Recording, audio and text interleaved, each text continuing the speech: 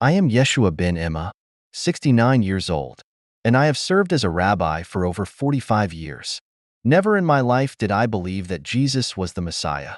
Over the decades, I debated this point with thousands of people, defending my Jewish faith and identity. However, an event on November 11th, 2023, a near-death experience following a car accident transformed my life entirely. Let me introduce myself. I come from a deeply rooted Jewish family, descendants of the Levites, the ancient lineage entrusted with the sacred duty of serving in the temple. From a young age, I felt the weight of this responsibility, a calling that resonated deeply within me. My upbringing was shaped by the values of this heritage, and my household was one that honored and upheld these traditions with reverence and respect. If you believe in God and near-death experiences, subscribe to Life at NDE today. Discover inspiring messages from God through powerful near-death stories that bring hope and understanding. Hit subscribe now and join us in spreading the light of faith. Everything in my life, every lesson, every ritual, every belief was centered around this identity. Faith, heritage, and purpose were not just abstract concepts to me. They were the very foundation of who I was. I was taught from an early age that our family's role in the service of God was sacred, and I carried that responsibility with pride, knowing that it was my duty to honor and pass on these values. Growing up, I knew that my life was meant to be a reflection of this deep-rooted tradition, a life that was dedicated to the service of God and to maintaining the sanctity of our faith. This sense of purpose permeated every aspect of my life, and it was through this lens that I viewed the world and my place in it. After completing my yeshiva education, I felt a profound sense of duty and devotion to my faith, which led me to make a significant decision to travel to Israel, the land that held the heart of our Jewish heritage. It was there, in the land of our ancestors, that I would spend many years of my life. It was in Israel that my connection to the Jewish people, to our history, and to the very essence of my faith deepened. It was also in Jerusalem, the holiest city in the world for Jews, where my son was born, and his arrival in this sacred place further strengthened my commitment to the Jewish faith and to our future. Those years in Israel solidified my Jewish identity in a way that nothing else could. They became the foundation upon which my life was built. During this time, my understanding of Judaism evolved, and I felt an even greater sense of purpose in my life. Living in Israel allowed me to experience the daily rhythms of Jewish life, prayers at the Western Wall, observing the Sabbath, celebrating the festivals, and immersing myself in the land that had been the cradle of our people for thousands of years. It was here, in the very heart of our tradition, that I began to truly appreciate the significance of my faith. My devotion to Judaism grew even stronger, and I became more deeply entrenched in the beliefs and practices that had defined my life. The anticipation of the coming of the Messiah, a figure I had been taught about since childhood, was something I believed with all my heart. I lived in a constant state of yearning for that day when the Messiah would come to fulfill the promises made to our people, when peace would be restored, and when the Jewish people would finally be redeemed. It was a belief that kept me grounded, a guiding light that influenced every decision I made, every prayer I offered, and every action I took. For me, Judaism was never just a tradition, it was the very core of who I was. It wasn't something I practiced because it was expected of me. It was something that resonated deeply within my soul. Every aspect of my life, my values, my principles, my sense of purpose was shaped by my devotion to God and the teachings of the Torah. I saw the Torah not just as a collection of ancient texts, but as a living, breathing guide that shaped every moment of my existence. It was the roadmap that taught me how to live a righteous life, how to treat others with kindness and respect, and how to honor God with every action I took. I spent my entire life striving to live in a way that reflected my deep devotion to God and the teachings of the Torah. Every decision I made, from the way I conducted myself in my personal life to how I taught my children, was influenced by the desire to live according to God's will. I didn't just follow the commandments out of obligation. I did so because I believed that by doing so, I was fulfilling the divine purpose that had been set before me. My devotion to Judaism wasn't something that I wore like an outward identity. It was something that ran so deeply through my veins that it became inseparable from who I was as a person. As I lived in Israel and raised my family, I continued to live with this conviction, always anticipating the coming of the Messiah. It was a belief that shaped my entire outlook on life. I didn't simply wait for the Messiah to appear. I lived as though I were preparing for his arrival each and every day. My hope for redemption, for peace, for the restoration of our people, kept me moving forward in faith. Every prayer I offered, every moment of reflection, was an offering in anticipation of that great day when the promises of the prophets would be fulfilled. However, on November 11th, 2023, an event occurred that would challenge the very foundations of my faith and illuminate a new, unexpected path for me, one that would forever change the course of my life. That day began like any other. It was a cold, crisp morning, and I had just finished my work and was on my way home. A short drive of just a few kilometers. The sky was gray, and the roads were slick with the remnants of a light snowfall. Everything seemed ordinary, mundane even, the kind of day that should have ended peacefully in the comfort of home. But in an instant, everything changed. Suddenly, the car in front of me braked unexpectedly. I reacted instinctively, trying to avoid a collision. But the icy road was unforgiving. The tires slid, and despite my efforts to regain control, I lost it. In that split second, everything seemed to happen in slow motion. I felt the vehicle swerving, the world around me spinning, and then there was a violent impact. The sound of metal crashing into metal, the shudder of my body, and then deafening silence. Everything went dark. The light around me dimmed as if the world itself had shut off, and I was left suspended in a void, disconnected from reality. It felt as though time itself had stopped, leaving me in a state of stillness that was both terrifying and oddly peaceful. I could feel nothing at first, no pain, no fear, just darkness.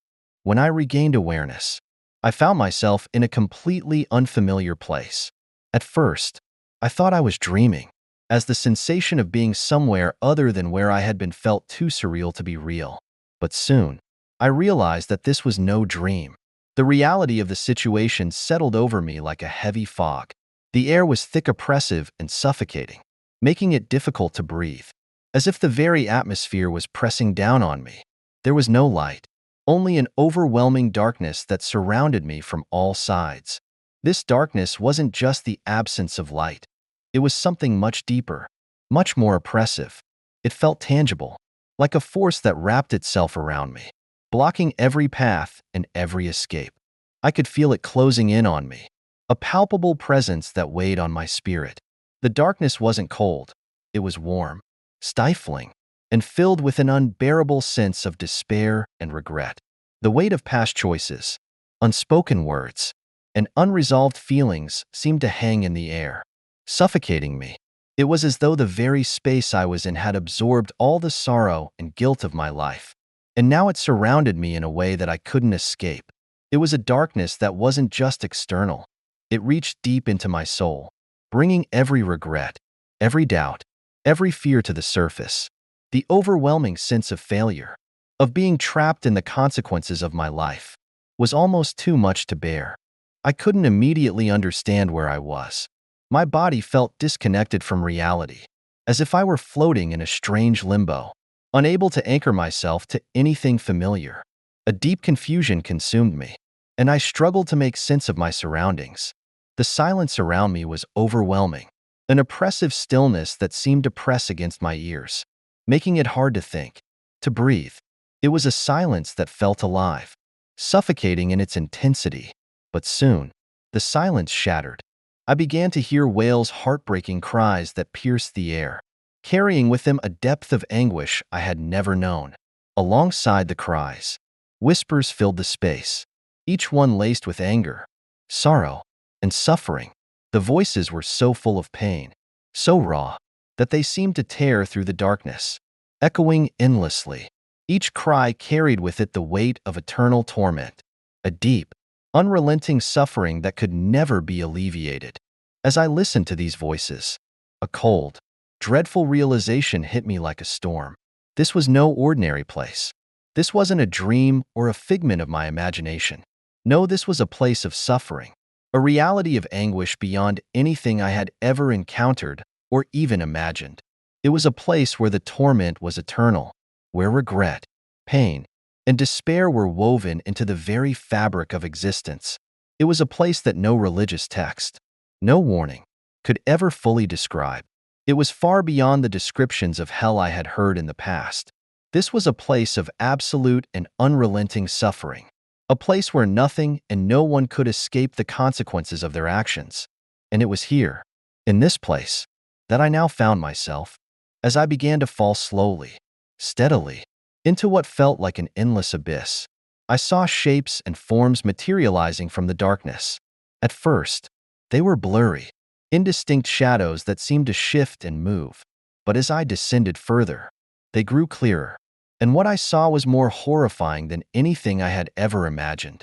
Massive, grotesque figures began to emerge from the depths of the void, their shapes distorted and unnatural. These figures seemed to blend seamlessly into the very walls of the cavern I was falling into, as though they were part of the very fabric of the place.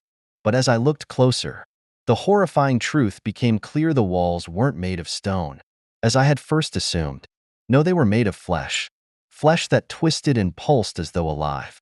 The walls were alive, beating, breathing, and throbbing with an energy that was both nauseating and terrifying. Faces were trapped within these walls of flesh, their features contorted in expressions of eternal agony. Their eyes were wide open, filled with terror, but their mouths were frozen in silent screams. The faces were impossibly distorted, as though the very essence of their suffering had been etched into their flesh. Unable to escape, the faces seemed to stare directly at me as I descended, their silent screams echoing in my mind, amplifying the horror of what I was witnessing. Each face was a prisoner, caught in a never-ending torment, their cries of pain silenced by the very walls that held them captive. The realization hit me with brutal force. This place was a prison, a place where suffering was eternal and unrelenting. The torment I saw was not just physical, it was spiritual, a suffering that went beyond the body and into the soul. It was a suffering that could never be alleviated, a pain that could never be undone. An invisible force seemed to pull me deeper, dragging me relentlessly into a void that wasn't empty, but instead was filled with an overwhelming weight of boundless anger, suffering, and remorse. The darkness around me was thick with it, and it seemed to press against me from all sides. Every scream, every moan, every cry of despair reverberated through the air, piercing my very being. Each sound was a blade, slicing through me, filling me with the anguish of those who were trapped in this place. The more I tried to resist, the deeper I was pulled, as though the very fabric of this reality was drawing me in, consuming me. I couldn't escape it. It wasn't just the physical sensation of being dragged deeper, it was the suffocating weight of the suffering that seemed to seep into every part of my soul. The anger and regret around me were not just distant echoes, they were alive, coursing through me, feeding on my fear and confusion. The faces in the walls, the endless wails, the cries for help, they all seemed to converge on me, making me feel as though I was becoming part of the very suffering that surrounded me. It felt as though my own pain, my own regrets, were being magnified, amplified by the unbearable weight of everything I was witnessing. I was no longer an observer. I was becoming one with the torment, and the deeper I fell, the more I understood that this suffering was endless. There was no escape. Among the tortured faces, I saw ones I recognized, respected rabbis and teachers who had once guided my spiritual growth. These were men I had looked up to, revered, and trusted as spiritual authorities. They had shaped my understanding of God, the Torah, and the sacred traditions of our people. To see them in such a state, trapped in eternal torment, was both shocking and devastating. Their faces, once so full of wisdom and reverence, were now twisted in agony, their eyes filled with hopelessness and suffering.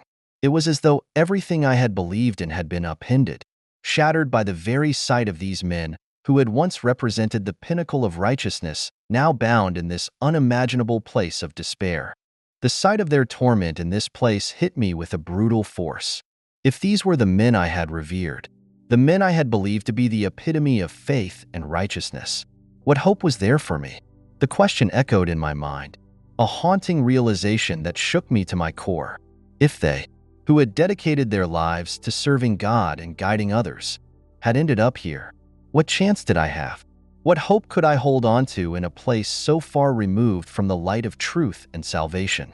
The weight of this realization pressed down on me, and I felt as though I were being crushed under the enormity of the suffering that surrounded me. It was a terrifying thought, and I struggled to hold on to the faith that had once been my foundation.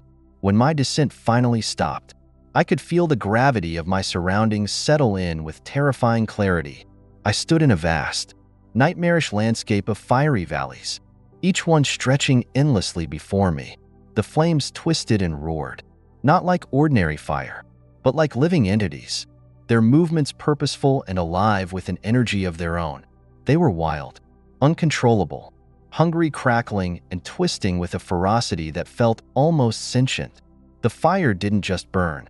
It seemed to pulse with a dark life of its own, an unstoppable force that fed on something deeper than mere fuel. The heat was unlike anything I had ever experienced. It wasn't just physical. It felt as though it was burning me from the inside out, searing my very soul. The intensity of the flames was spiritual as much as it was bodily. Every part of me seemed to be consumed by the heat, by the suffering that radiated from this place.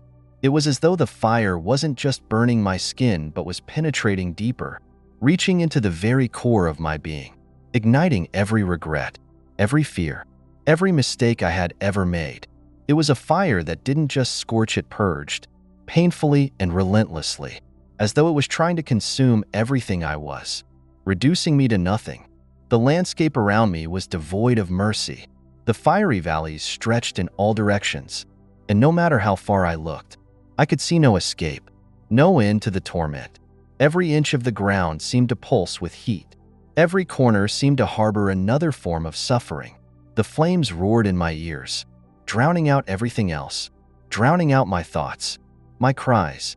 It was a place where every inch was consumed by torment, a place where nothing could exist without pain, without the searing touch of fire and anguish. And in the heart of it, I realized there was no way out.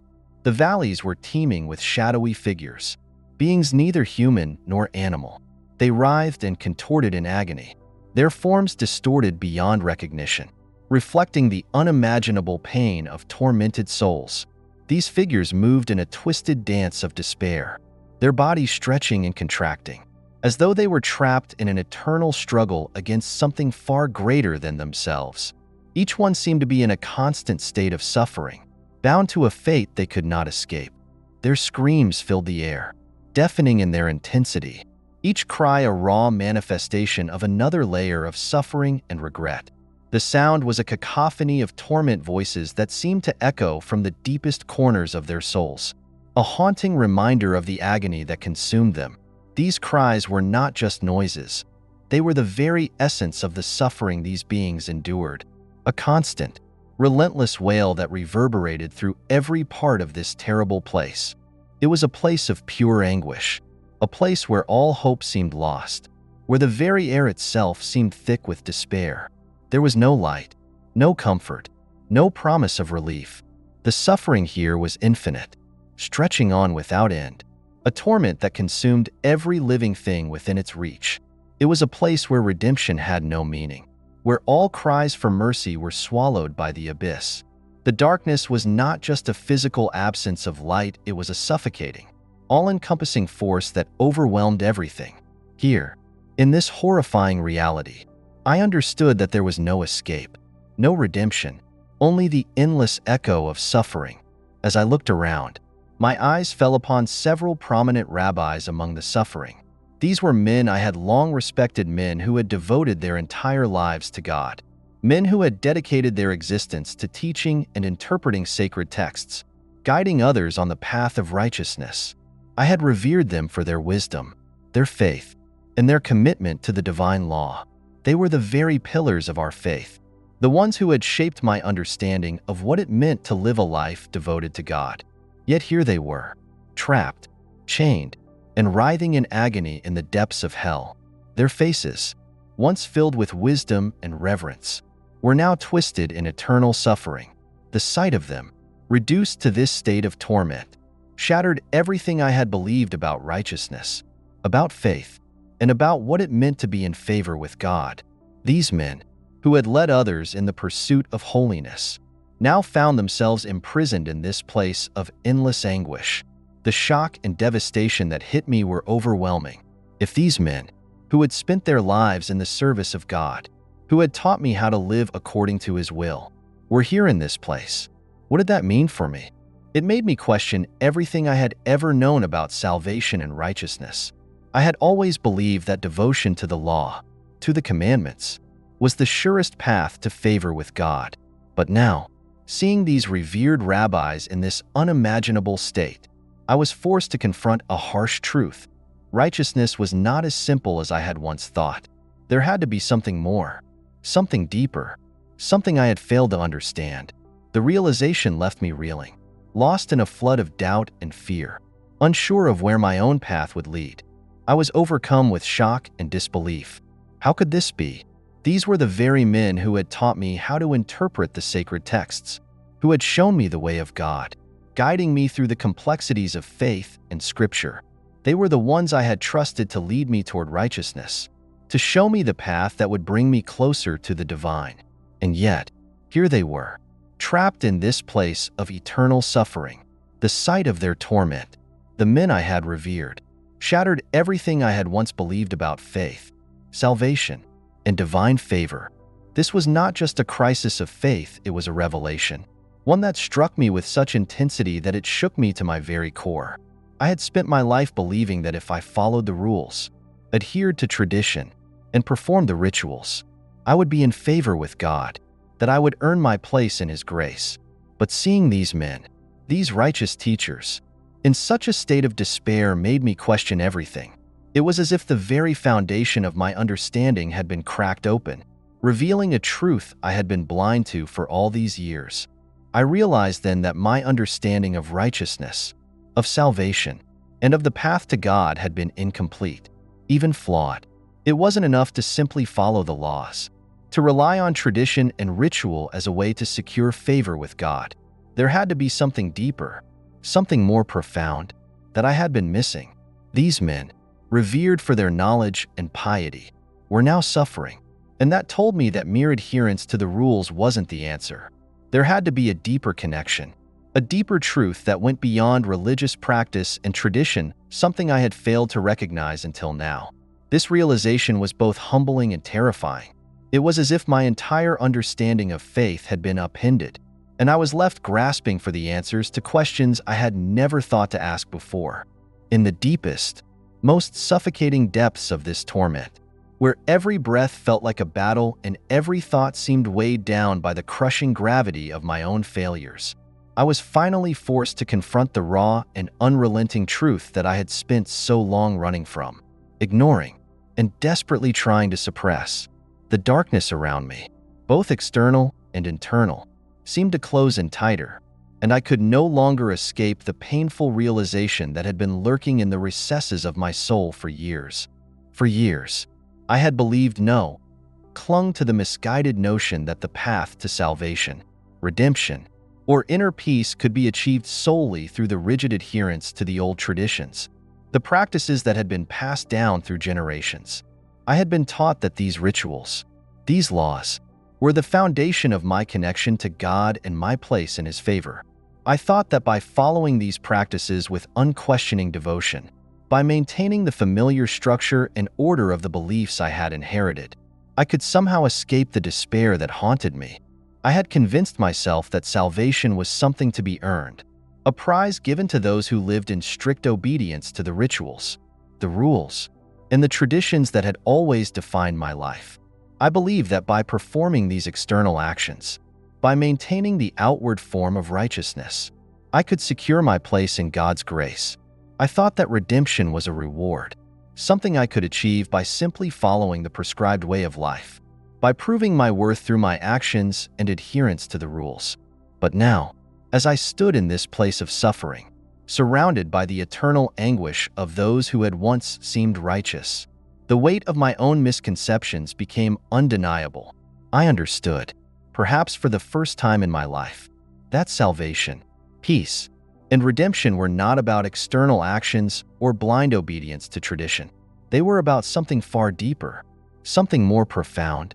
It wasn't about fulfilling obligations or performing rituals for the sake of ritual. It was about the heart, the soul, and the true surrender to a higher truth.